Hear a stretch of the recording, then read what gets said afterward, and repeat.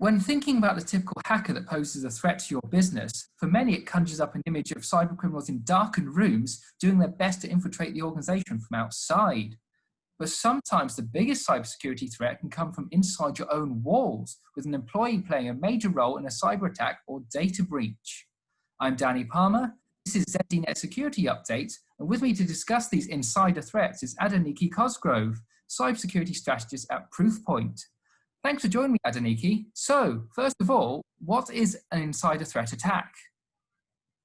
Yeah, so I think first of all, it's important to put things in context with the larger cybersecurity landscape. And, as cybersecurity professionals, we spend a lot of our time really focusing on keeping threats out, right? Blocking the bad guys from coming in, blocking the cyber criminals from getting access to our systems and data. And, that makes a lot of sense, because if you look at the threat profile and a lot of the attacks that take place, from business email compromise to malware, ransomware, obviously making a lot of the headlines right now, all of these external attacks cause significant damage. They cause disruption. They impact our ability to do business if we look at the TravelX example. And, again, looking at the Verizon data breach report, the latest report, they found that of the top 3 causes of the data breaches that they analyzed, number 1 leading cause of data breaches, causing 35% of those breaches, is the use of stolen credentials. So again, outside criminals stealing credentials to get access to data. Number 2 is still phishing. Phishing still works.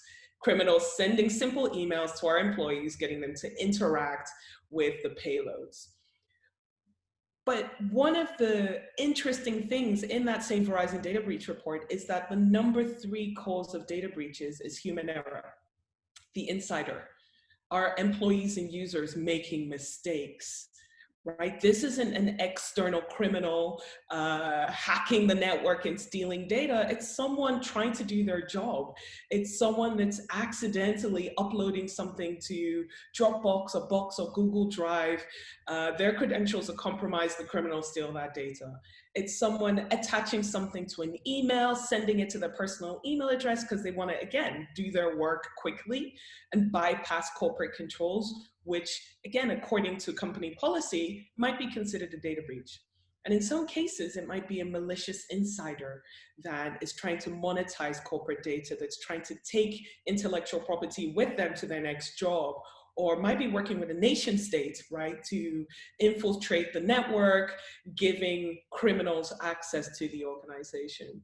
And so I think for too long, we focused on the outside and the external criminal and not really paid enough attention to the insiders and those that are making mistakes, those that are compromised, or those that are possibly malicious and working with cyber criminals.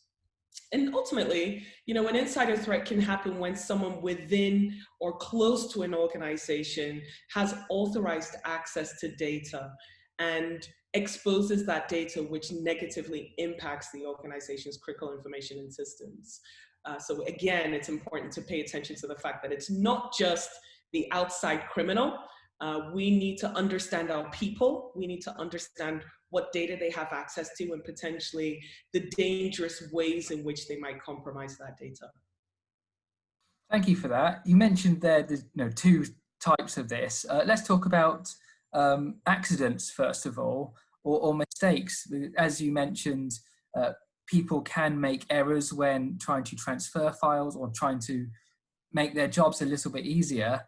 And I suppose, given I am speaking to you from where I live, you're speaking to me from where you live, a lot of people are having to deal with this now, this year. And in some cases, people might turn to using their own software to help do their job, help use a cloud service to help transfer files, let's say. But that can easily lead to issues. Say if they forget that they've left these corporate files in what could be a public-facing cloud database. Absolutely. And I think you touch on something really interesting that's happening now that we've never really seen before at this scale. And that's the fact that most organizations are having to rethink the way that they work. Employees are having to rethink the way that they collaborate. The result of the disruption because of coronavirus has meant that there's this mass migration of employees from behind that corporate firewall, from behind the controls to their homes, where there is no network firewall in my home, right? There is no IDS, there is no IPS solution. There aren't those controls and layers of controls that the business has implemented to identify these indicators of compromise. And so as people are trying to do their jobs, there's oftentimes we find that lack of understanding of corporate policy. Right? When we do training, the training around security and awareness is typically on, again, that outside criminal. Be aware of phishing threats. Be aware of, business email compromise. Be aware of vishing, SMS phishing. But are we actually communicating our corporate policies to our employees in a way that's understandable and approachable? Are we making it simple and clear what we can and can't do with intellectual property, especially now that so many people are at home and potentially working on their personal devices as well, and processing customer data and processing sensitive intellectual property? So, when we think about the insider threat, don't just look at it as a malicious user or a bad employee that's doing something intentionally bad. The vast majority of breaches from insider threats are typically unintentional. It's a lack of understanding, it's a lack of knowledge, it's a lack of knowing what cloud services I can and can't use. It's a lack of knowing that you shouldn't be sharing your credentials, you shouldn't be allowing your spouse or children to use your personal device or your work device. It's convenience. And so from an IT and security perspective, how can we allow employees to do their job conveniently, quickly, easily, but securely? Thank you for that. And so when it comes to the malicious insider, I mean, what is the motivation behind this? Because you mentioned there could be disgruntled employees who are looking to harm the organization they work for, or there's cases where employees have been blackmailed or coerced into doing this sort of thing as well. So I guess at a basic level, take me through the stages of what happens when an insider attack like this occurs, please. Yeah, so for the malicious insider specifically, and this typically accounts for less than 10%, it could be in the single digits of data breaches that we identify, but those can be the ones that have the largest impact to the organization because it is malicious and they are intentionally looking for data and looking to cause harm. I think it's important to pay attention first to the motivations, as you mentioned. What is driving this person to do what they're doing? What is driving this person to steal that data? And we find that there are typically three buckets of motivation. First is that unintentional, as we've described, someone making a mistake. Next is emotionally motivated. Especially now, again, in the times that we're living in, people are being made redundant. People are being furloughed. People are unsure of their future. They're uncertain about, their longevity in a job or in their career or in their company. And so you have that emotion of fear, of anger, of frustration that might be driving people to potentially collect information just in case. I'm going to download all of this intellectual property. A salesperson might download all of the customer data from Salesforce just in case I get laid off and I need to get another job. I want to keep my contacts. And in their minds, the intellectual property is theirs, right? Because they were working on that data, they were processing that data. So there is that expectation that I should be able to take this with me. So again, you've got that emotion-based motivation for wanting to collect this information and cause a data breach. But there's also financial motivation. There's an example, actually, very recent example of Tesla, where an employee at Tesla was contacted by WhatsApp by some individual that they didn't know. But, it was, I believe there was a situation where they wanted to go on holiday with this person and there were other employees involved or contacts involved. And ultimately, this criminal revealed their hand to the Tesla employee and said, hey, we will give you $1 million if you install this malware on the network. And this employee was responsible for the computer network of the systems of Tesla. And so the criminals had done their research. They'd identified the roles and responsibilities of the individuals within Tesla. They'd identified this individual that was responsible for computer systems. And they said, install this malware. We want you to cause a denial of service attack on the network by installing this malware. By doing that, you are distracting the IT and security team with this DDoS attack. And when you do that, we will then start collecting data. We'll download the data while the IT and security team's distracted. And then ultimately, hold the data up for ransom. And, Tesla's going to pay us millions. And by doing this, insider, we're going to give you $1 million. So in that case, there's a financial motivation for the insider to potentially interact with the criminals, install malware in the network, allow the criminals to steal that data so that they could ultimately get that $1 million. In the case of Tesla, because this employee was educated, they had the knowledge, they knew the impact this would have on the business, and there was that company culture of everyone protecting the organization. The employee ultimately contacted the FBI, let them know about this criminal trying to impact Tesla, and the criminals were apprehended, and ultimately, there's now a court case taking place. But it's important to understand that motivation. Is it emotional? Is it unintentional? Are they trying to make money? What data do people have access to? And based on that insight, you can then more effectively protect the organization and the data. It's interesting. I was going to ask, what was the result of that case? Because it was either going to be someone got caught because they helped outsiders, or in this case, they did the right thing and reported the potential attack to their employers and the authorities, which this person seemed had the mind to do that. But for others, it might not be so easy. $1 million is a lot of money, and even if the person doesn't have outright malicious attitudes towards their employer, it could be difficult to turn down. It could be difficult to turn down, absolutely. We've seen other examples where they haven't turned it down.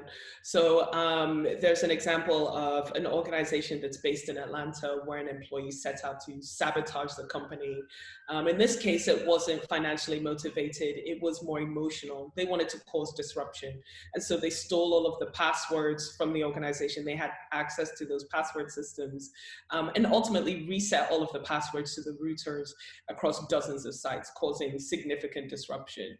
You have another example in Morrison's here in the UK, where there was that breach in 2014, right, where an employee stole all of the payroll data for 100,000 employees.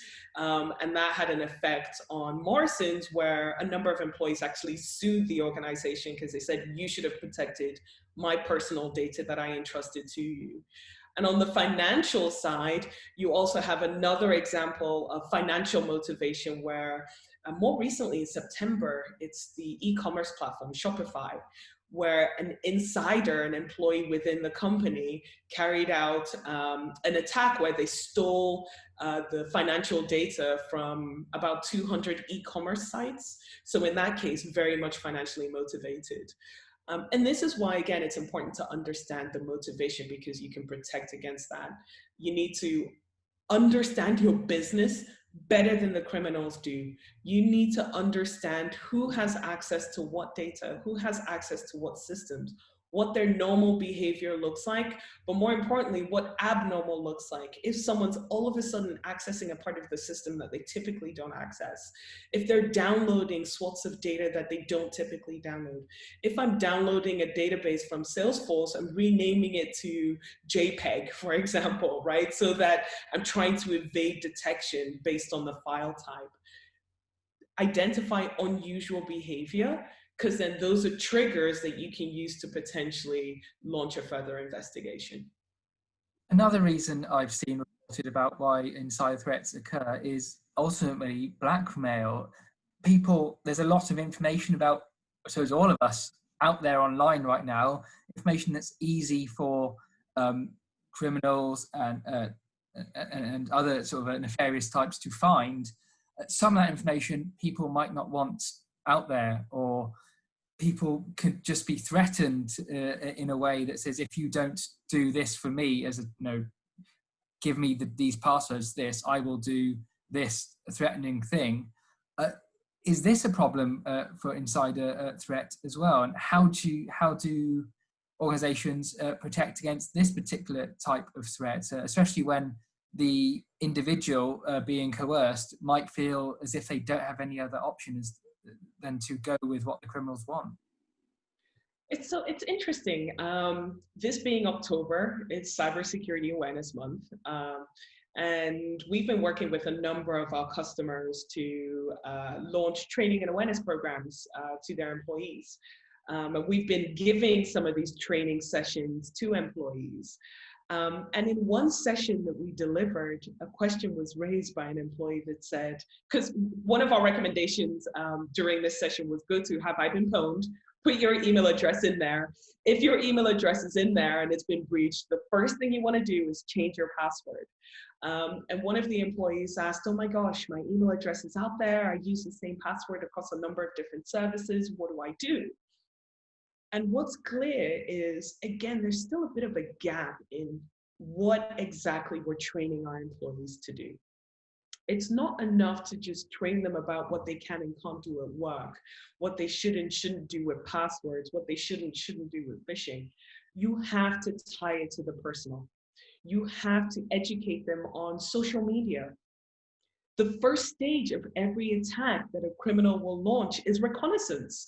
They're going out there, they're doing their research, they're going on social media, they're looking at your LinkedIn profile, they're downloading as much information about you as an individual as possible so that they can tailor their attack specific to you, or like you say, so that they can blackmail you based on the information that they gather. They are also, with that reconnaissance stage, looking at compromised credentials. Because if they can get access to your Gmail, to your Dropbox, to your Facebook, because you're using the same password across a number of different services, they can do deeper, further research on you and potentially blackmail you. So I think the first thing we need to do as organizations and security professionals is we have to educate our employees about what they can and can't do in their personal lives, how to protect their personal information, because it is now linked to the corporate world. The lines are blurring, especially now. So, really our recommendation to security professionals is always focus on training your people. The criminals are targeting those people. They're getting data on those individuals. And we have to do the work as well to help our people stay in front of those threats. And when it comes to protecting against all kinds of insider threats, what is it that organizations should be doing? Are there any telltale signs to look out for that this could potentially be a problem on the horizon for them?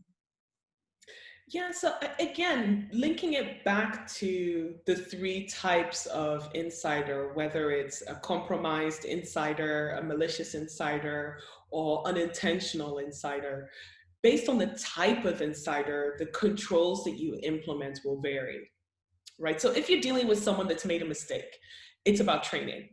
Focus on your training programs, focus on how you're educating people. And again, one training for one individual might not be the same kind of content you deliver to someone else. It really is based on the job that they do, the data that they have access to, the systems that they're leveraging, their privilege within the organization, as well as the vulnerability. So if you have an unintentional user that makes mistakes, train them. However, if you have someone that's potentially compromised or someone that has intentionally stolen data or is doing bad things within the organization, you might want to start an investigation. And I think right now, the problem with insider threats is that we wait for something to happen before we respond. We wait for a data breach before we actually do that investigation. And that's why the numbers are increasing. In fact, according to the Verizon data breach report, they said, I'm trying to quote them accurately here, they said that the only action type that is consistently increasing year on year in frequency is human error. People can and frequently do make mistakes, and then they go further and say errors are now equally as common as social engineering breaches and more common than breaches caused by malware attacks, right? So I think the fact that we've so focused on the outside and we're investigating only after something happens, we can't keep up with that because it's going to be expensive. It's going to be difficult for us to maintain that. And our recommendation then is for you to start with visibility. Get visibility into your people, understand your business better than the criminals do. Who's accessing what data? Who has access to which systems? Who's potentially got compromised credentials? Because that's an insider as well. The criminals getting legitimate access to a user's details to log into Office 365 and download data. Who are those compromised users? What are those changes in behavior and patterns that are out of the norm? And it's only when you get that visibility can you then identify what the unusual looks like and do that investigation before you ultimately get a big breach. Thanks, Adenike. It's some really good advice there, and hopefully people watching this will take that on board. And for more information and advice on how to keep your organization secure from insider threats and any other types of cyber attacks, be sure to keep watching ZDNet Security Update and keep checking out zdnet.com for news and features on these subjects as well. Thanks for watching.